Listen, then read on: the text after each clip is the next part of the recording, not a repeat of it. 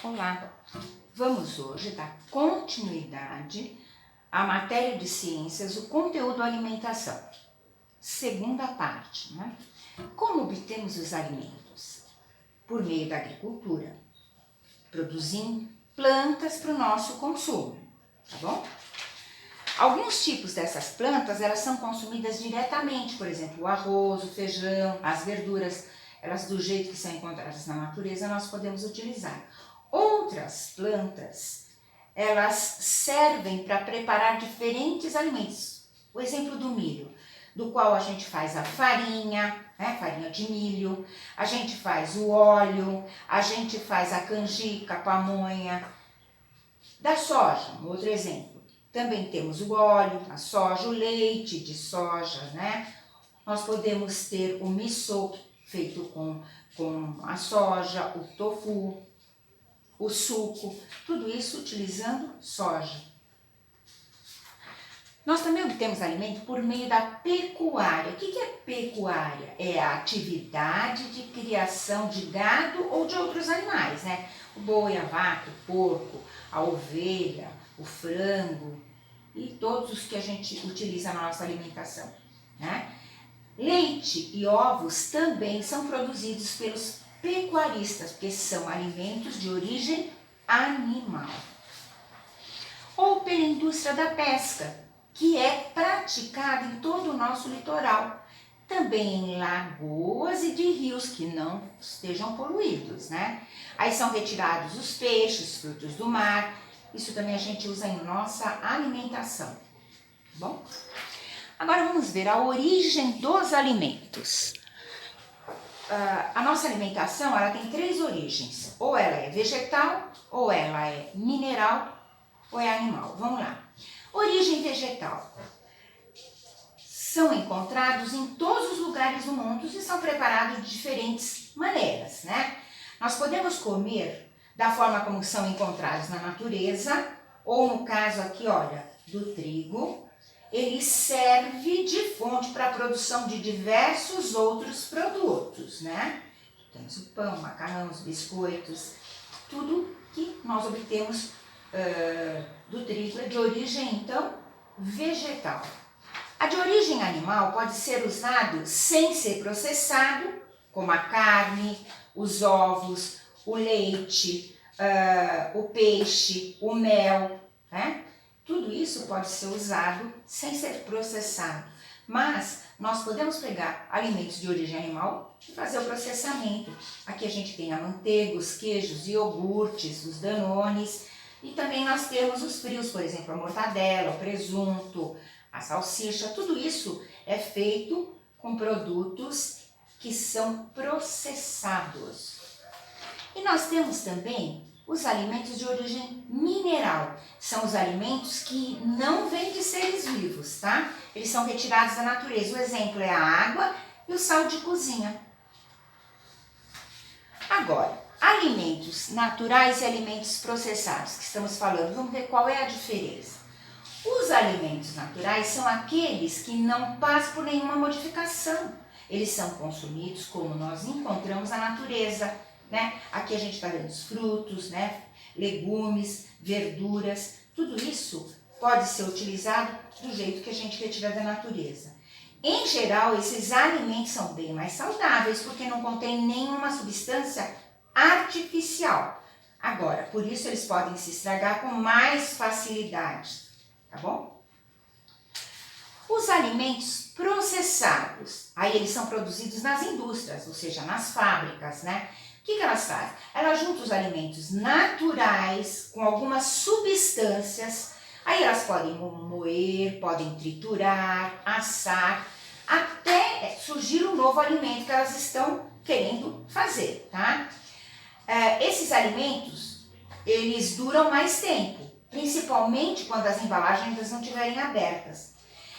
Por serem bem práticos, né, fácil, ou seja, eles são fáceis de preparar, alguns vêm até pronto, esses alimentos, eles são muito consumidos pela população, mas não fazem muito bem. Por isso nós devemos evitar ao máximo esses produtos processados, tá bom? Quais são as substâncias que são adicionadas a esses alimentos que são processados? Em geral, as indústrias, quando fabricam um produto, adicionam corantes e aromatizantes. Corantes é para ficar com cor, né, parecida com a cor do produto do que ele está sendo feito. E o aroma a mesma coisa, é um sabor que eles colocam para que a gente perceba o gosto cada vez mais próximo do alimento natural, né? E aí isso faz com que os consumidores acabem tendo um apetite e gostem daquilo que eles estão consumindo. Então, eles fazem isso, principalmente os salgadinhos, né? Para que se pareça cada vez mais com esse produto natural que eles estão tentando imitar. Mas eles também adicionam a esse novo produto conservantes, para que esse produto dure mais. E em outros casos, eles adicionam uma grande quantidade de sal. Então, essas são substâncias que estão presentes nos salgadinhos, nos refrigerantes, hambúrgueres, batatas fritas, enlatados, pães de forma e muitas outras coisas, né? Todos os que são alimentos processados, ok? De olho na validade. Quando nós compramos esses alimentos processados, nós devemos prestar muita atenção no prazo de validade que está impresso sempre nos produtos, porque a lei obriga que isso seja colocado, tá bom? Então, isso vai fazer com que a gente, né, acabe não consumindo alimentos que estão fora do prazo de validade, né, e que podem prejudicar a nossa saúde por conta disso. Agora vamos ver quais são as técnicas de conservação dos alimentos. Então, desde a época da pré-história, quando os homens moravam lá nas cavernas, eles se alimentavam, né, de carne de outros animais que eles caçavam e dos vegetais que eles colhiam, que ficava perto, né, da caverna onde eles moravam. Mas tudo tinha que ser consumido rápido, porque se estragava, eles não tinham ideia de como conservar, tá bom? Por isso, a salga, né, que é um dos primeiros métodos que foi feito pelos seres humanos, ele foi muito utilizado e até hoje é utilizado. Como o próprio nome diz, né, é salgar os alimentos. Por quê? Porque o sal acaba ajudando a secar ou a carne ou o peixe, né? Porque ele tira o excesso de água. E aí o que acontece? As bactérias e os fungos não conseguem se desenvolver, porque se não tem água, não tem umidade, as bactérias e os fungos não se desenvolvem, tá bom? Um outro processo também antigo é a conservação no vinagre. Por quê? A maioria desses decompositores, que são os fungos e as bactérias, eles não sobrevivem ao vinagre por causa da acidez dele. E esse método é utilizado principalmente na conserva de vegetais, né? A gente tem vários vegetais conservados no vinagre.